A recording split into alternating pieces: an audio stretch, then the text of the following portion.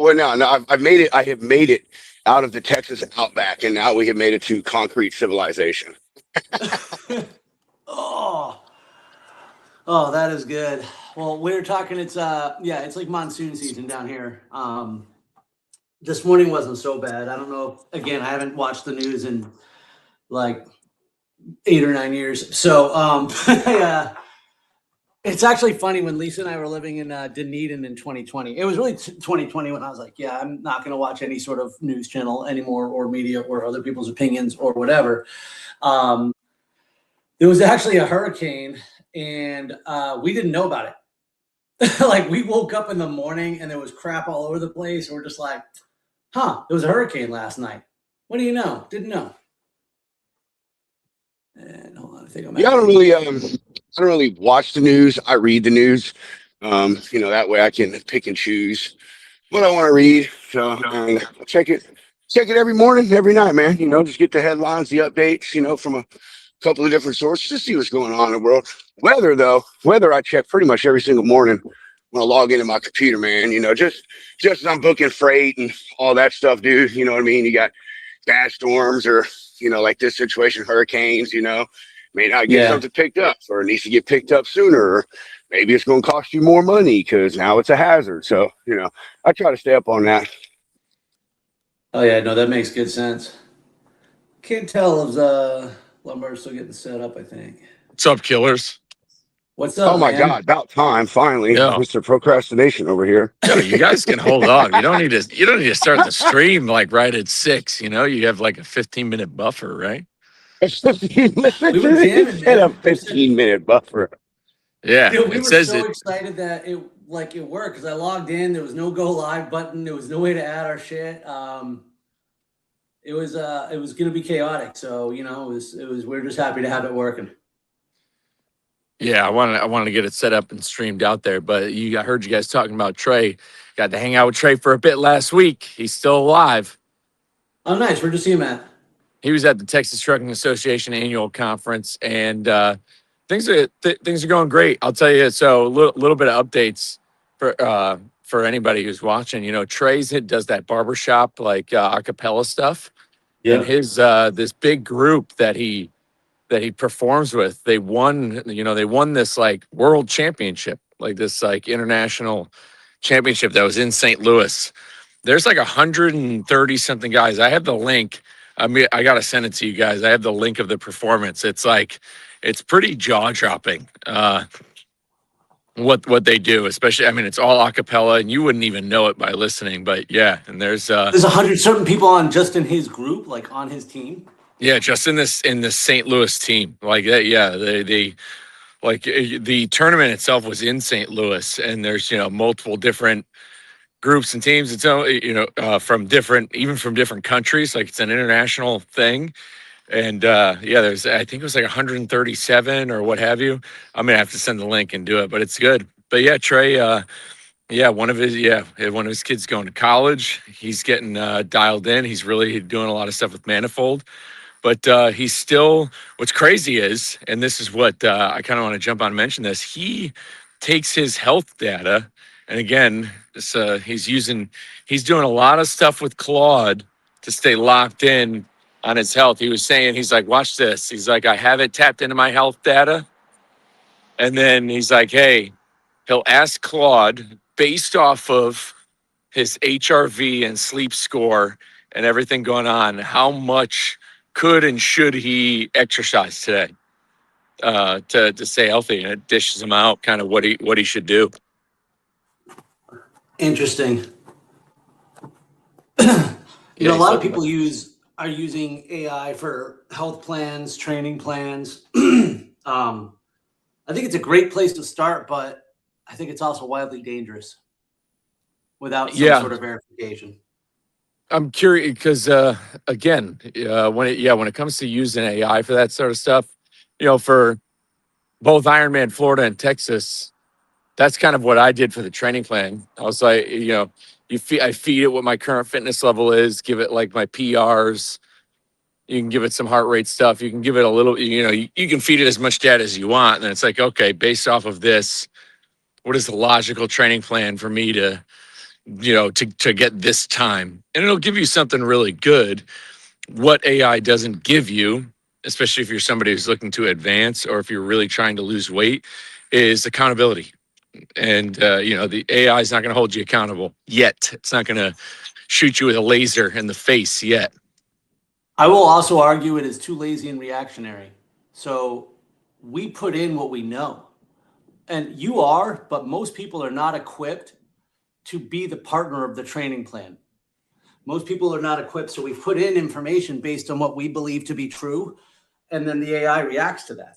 And so a lot of times, like, let's say, because I tried out putting in training plans and stuff too, like, and then I would mention something. I'll be like, and I put a lot of constraints in. Hey, I'm starting here. I'm overcoming this injury. I'm doing this. We need to do this. And if I forgot to add something, or if it left something out, when I would go to respond and be like, I'll add something into it, it just gives me a completely different answer. It starts drifting immediately from that first premise. And so I don't think it's a dangerous thing to let be your one source of truth.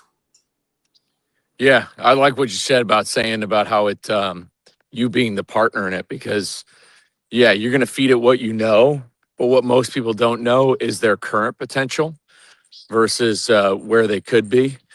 And so somebody who's trying to maybe dial in a half marathon plan, what they don't realize is that they could probably already run a half marathon if they did it today, if they wanted to, but their brain just doesn't think they can. And so they're not going to, it's not the right data. Now, don't get me wrong too, because I discovered POTS.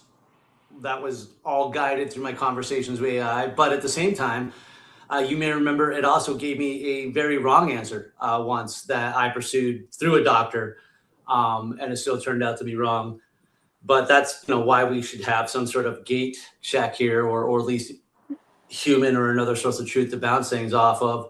But I mean, it can still be powerful. And also, I was having those really terrible issues with sleep apnea. It helped me find a resolution to some of them. So there's definitely a lot of benefit to it. I just see so often how its default it's always looking for the easiest answer.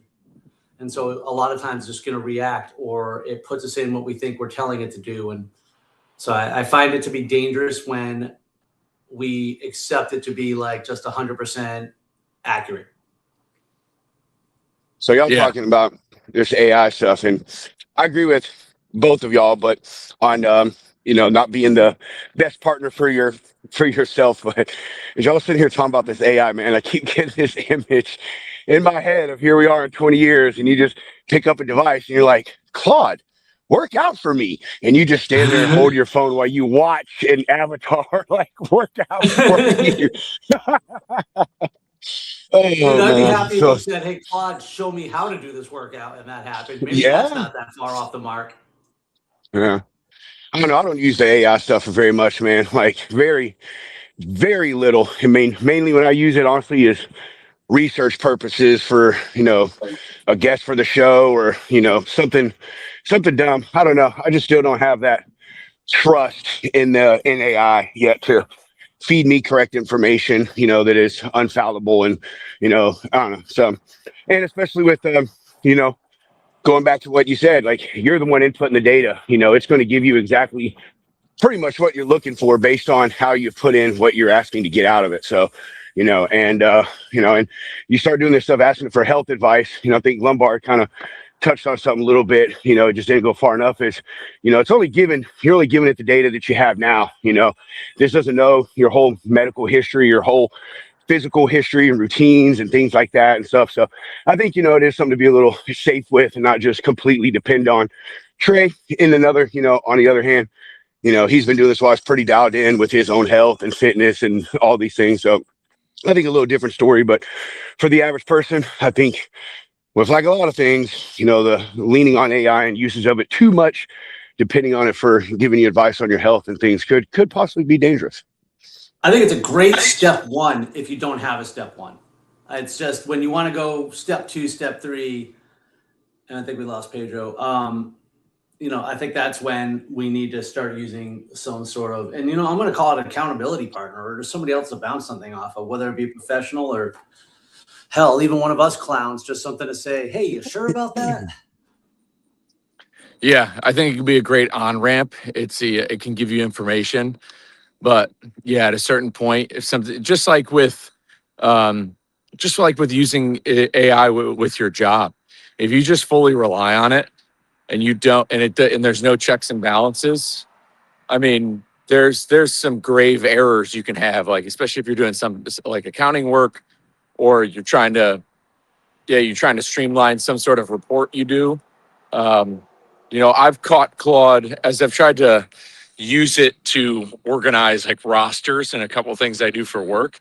It's left some things out and it's left some data points, or it's added information that's not needed. And if you don't double check it, it could spit you the wrong thing. And kind of the same way. If you're Yeah. utilizing AI in that way, and that's your accountability partner, I mean, you get what you give. I mean, if you're talking to at a certain point, you're talking to fake intelligence, so you're going to get back some Fake results. intelligence. Yeah, you're going to get some fake intel and fake results. I hear people talking all the time about some of the crazy stuff they're doing with it, and then I get confused. I'm like, am I on a different universe over here? Because after I put 10 things in, that starts forgetting them, and I'm using that as an example.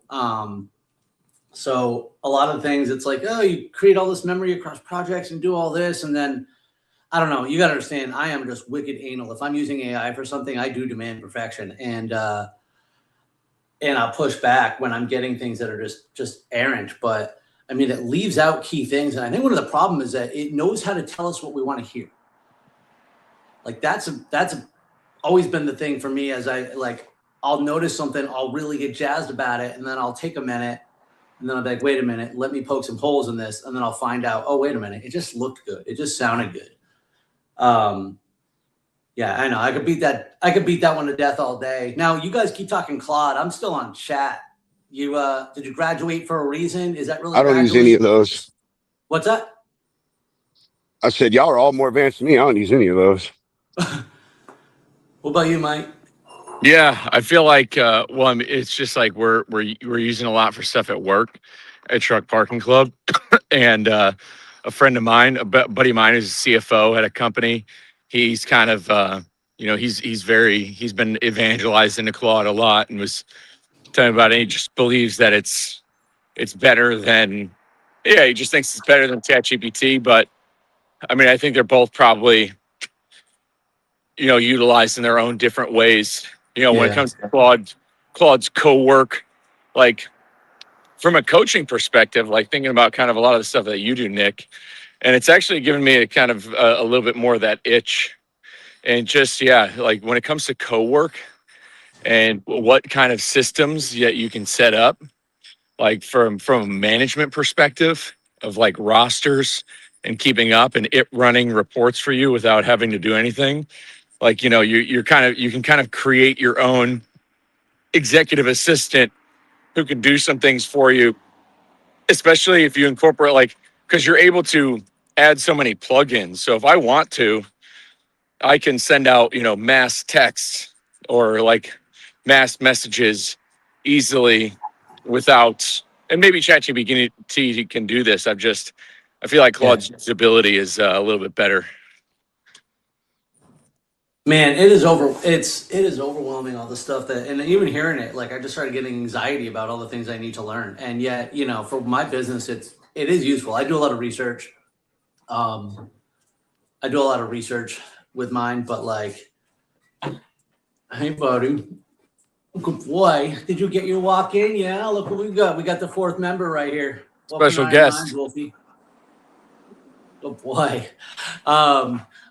On the coaching, this helps me a lot because I take the transcripts from our coaching calls, I dump it in there, and then I have it not only grade me, and then I do have it extract the action items and generate their follow-ups. Now, their initial follow-up, that is, anyways. I manually stay in touch with people afterwards, but so that's useful too. And the coaching, the grading me part is actually wildly useful.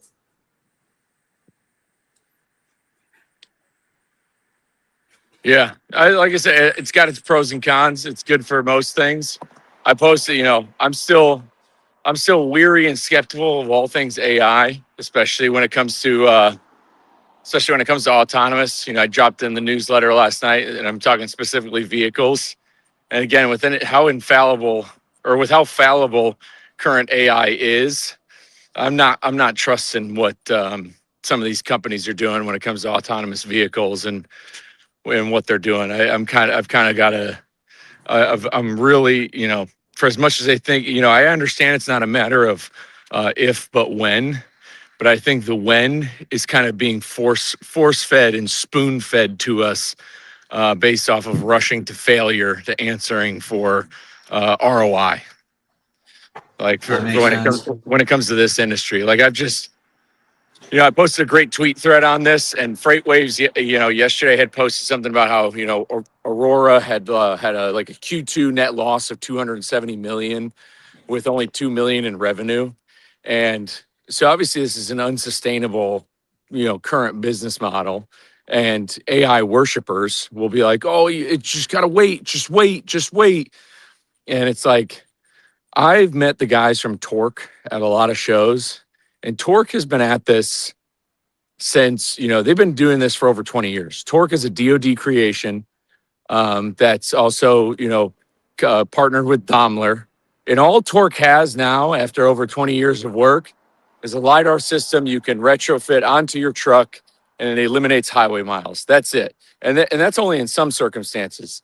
Once you're off the highway, anything like it's still game on. You need a driver. But these other companies are like, we're driver out, we're ASAP. They've already got trucks on the road. I believe that they are lying.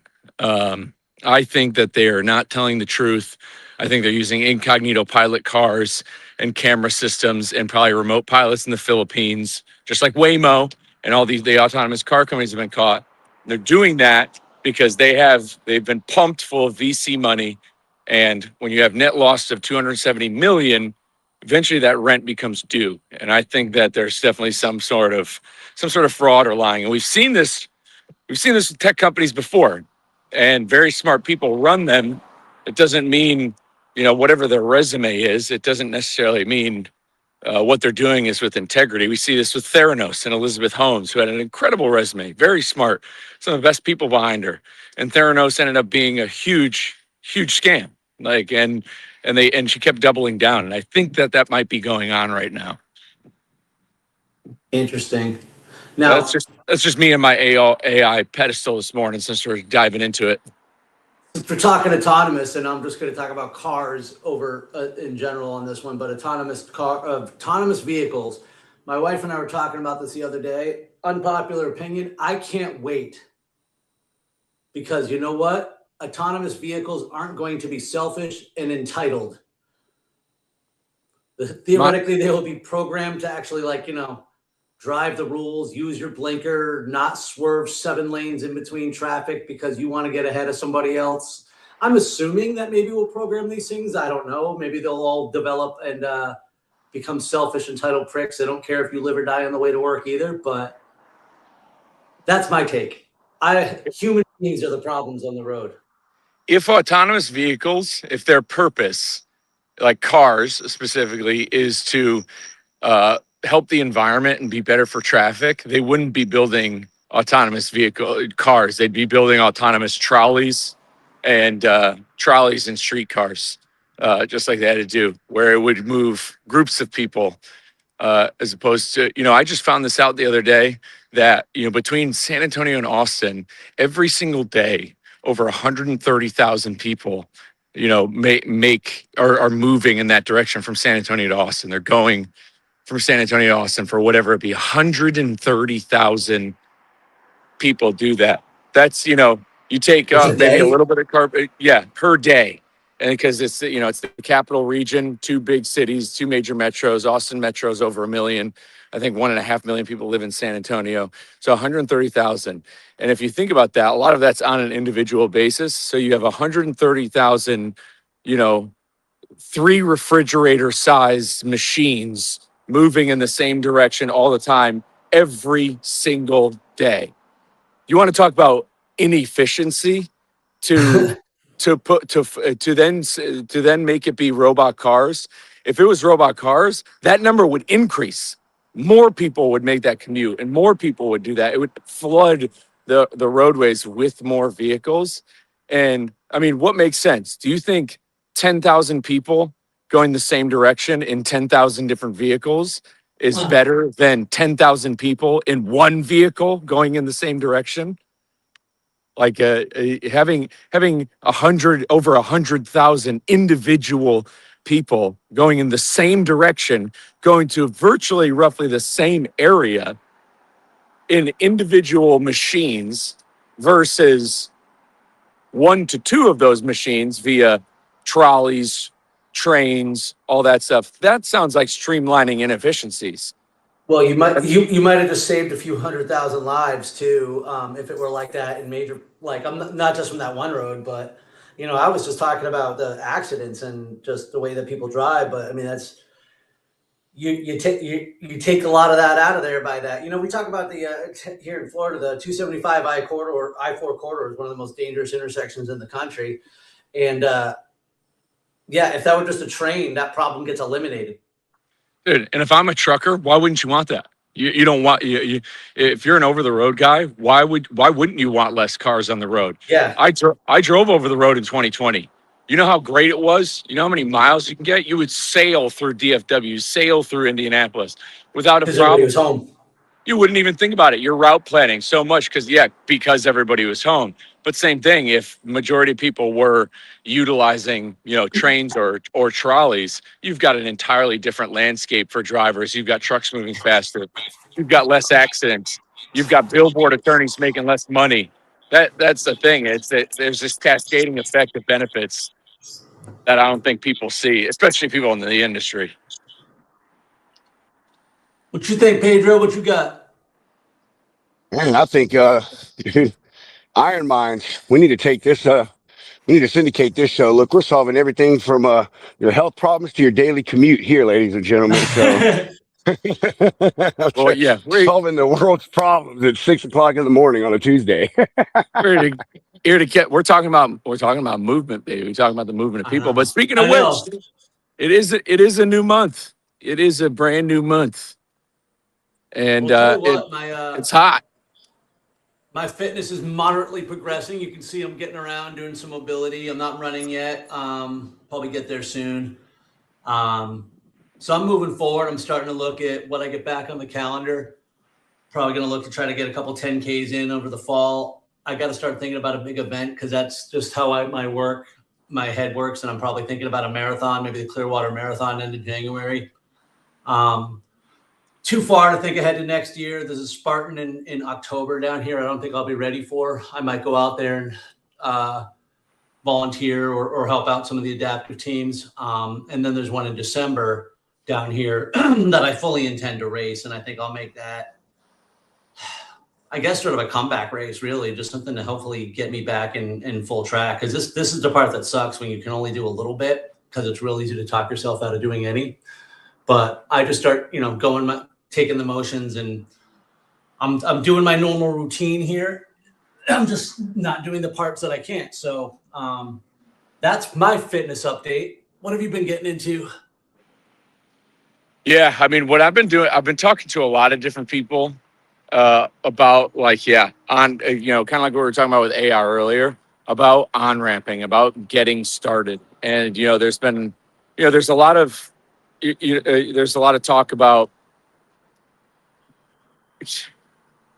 there's a lot of talk about there about getting started and staying consistent, and it's that time of year where we're in the back end. I'm starting to see the videos that are like, hey, this is going to be, this is what it's going to look like in, X number, in like 100 something days. And it shows like a snowfall. And again, like, people seem to always post those videos, or they're like, oh, it's only a matter of time before Sundays sound like this. And then it shows like clips of the NFL. And those are these ever subtle reminders that, yes, the holidays will be here very soon. Thanksgiving. We're going to be in that era of the year, talking about navigating holidays and staying healthy. And it's like, I've been talking to people about building those habits there. And I say this over and over and over again, but the atomic habits, the power of one, of people starting. And this is something that I've been doing this is something that I've been trying to do is build new habits too, especially with going to the Orthodox Church. And so for people who are looking to get started, kind of like you said, you're kind of starting from zero. There's a lot of people starting from zero. They were something before, and now they're not at that level. And so starting over is very tough, but they have to pick that one thing to commit to.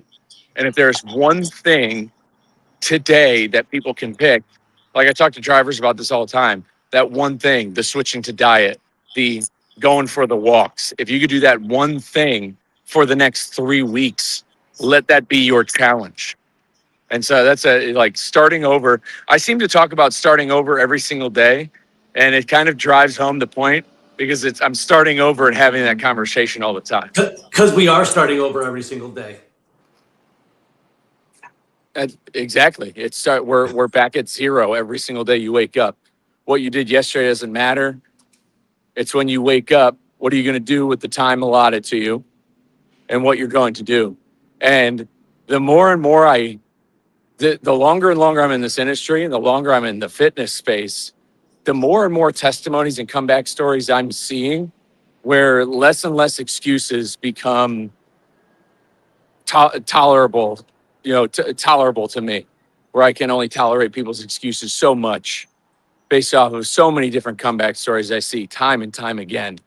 And so if you are somebody who is struggling, thinking that you can't, thinking that the food, you travel too much, I just can't do it with diet. I was talking to somebody at the TXTA annual conference last week about going to conferences and being tempted and peer pressured into drinking. And I'm like, dude, once you're just like, dude, if you tell somebody who's close to you, and if it could be a sales guy, hey, I feel like garbage right now. I feel like crap. What I'm doing outside of this conference, I am not comfortable or confident. I'm sorry. I will go out with you, but I can't drink. Once you declare it, if somebody keeps pushing and pressing you, then they're taking your energy away and it's not worth it. And if you got to be in that position to declare yourself to be like, hey, you might lose business. You might lose something. Somebody might talk about you in a bad way, but in the long run, what are you better off? Are you better off with the sale or are you better off with more life? There's a good chance that they're not going to talk about you in a bad way. They're just not going to talk about you. Yeah, And, in general. oh, well. But it's like, and that's what I've come to find is, do people want me to, are there people who maybe want me to go out and be like that and be kind of like the old party guy self of me when I go to these events? Sure. But if you go to some of these events, and that's why we always talk about throwing something on your calendar. If you've got a marathon or something on your calendar, something very hard, like a High Rocks on your calendar, that becomes the talking point. And that's why I love High Rocks too, because it's barrier to entry, because you can sign up at any time. And if you put a marathon or like a High Rocks on your calendar, and then you're like, dude, I got this coming up, I'm really dialed in on it, that becomes the conversation piece.